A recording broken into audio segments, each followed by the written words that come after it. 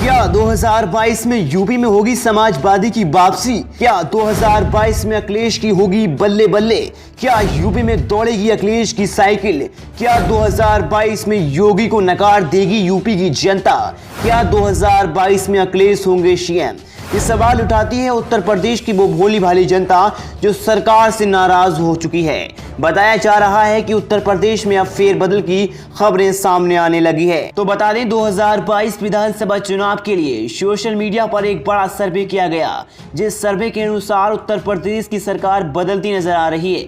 बता दें कि उत्तर प्रदेश में 403 विधानसभा सीट हैं, जिसमें से 202 सीट जीतने वाली पार्टी उत्तर प्रदेश की मुख्यमंत्री बन सकती है। 2017 में हुए विधानसभा चुनाव में बीजेपी ने 312 सीट जीती थी, तो समाजवादी कुल 47 सीट पर सिमट गई थी और बीएसपी ने 19 सीट जीती थी।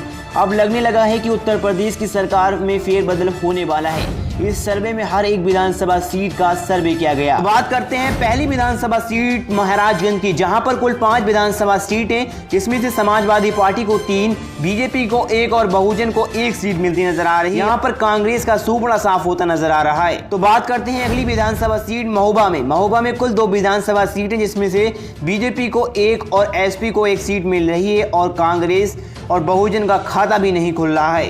तो बात करते हैं अगली विधानसभा सीट मैनपुरी की। मैनपुरी में कुल 4 विधानसभा सीटें, जिसमें समाजवादी पार्टी को 3 विधानसभा सीट मिल रही है और बीजेपी को 1। तो बात करते हैं अगली विधानसभा सीट मऊ की। मऊ में कुल 3 विधानसभा सीटें हैं, जिसमें से एसपी को 1 सीट मिल रही है और बीजेपी को 1 और बीएसपी को भी 1 सीट मिल रही है और कांग्रेस का यहाँ खाता भी नहीं खुल रहा है।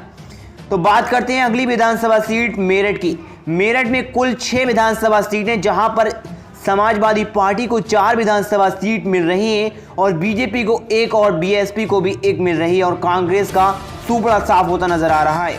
तो बात करते हैं अगली विधानसभा सीट मिर्जापुर की।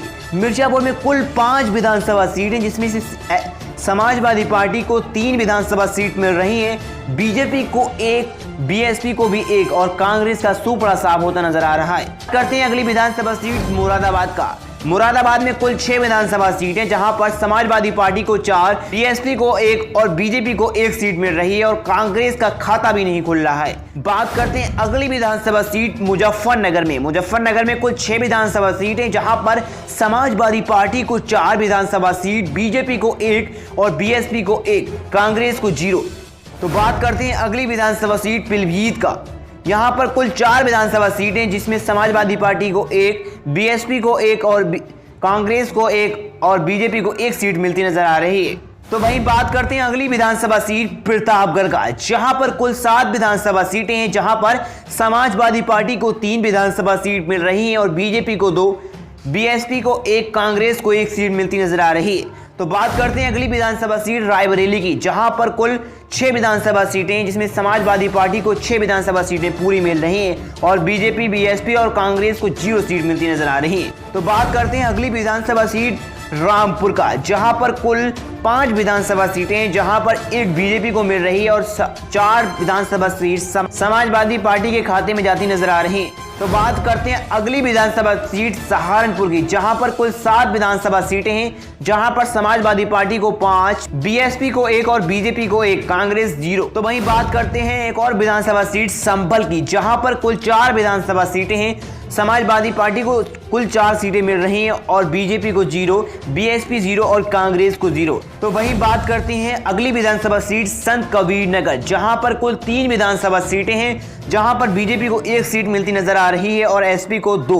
और बीएसपी को 0, कांग्रेस को 0 और अदर भी 0। तो वहीं बात करते हैं अगली विधानसभा सीट शामली की, जहां पर कुल 3 विधानसभा सीटें हैं, जिसमें से समाजवादी पार्टी को 3 सीटें मिल रही हैं और बीजेपी, बीएसपी और अदर को 1 सीट भी नहीं मिलती नजर आ रही है। तो वहीं बात करते हैं अगली विधानसभा सीट सरस्वती की, जहां पर कुल 2 विधानसभा सीटें हैं, जिसमें से समाजवादी पार्टी को 1, बीजेपी को 1, बीएसपी, कांग्रेस को 0 सीट मिलती नजर आ रही है। जहां पर 119 विधानसभा सीटों का सर्वे किया गया, जहां पर बीजेपी का सुपड़ा साफ होता नजर आ रहा है। दोस्तों, आपकी क्या राय है कि इस बार उत्तर प्रदेश में किसकी सरकार बनेगी? हमें अपनी राय कमेंट में जरूर बताएं और इस ओपिनियन पोल को अपने दोस्तों में जरूर शेयर करें। मिलते हैं एक और नए वीडियो के साथ, तक के लिए जय हिंद।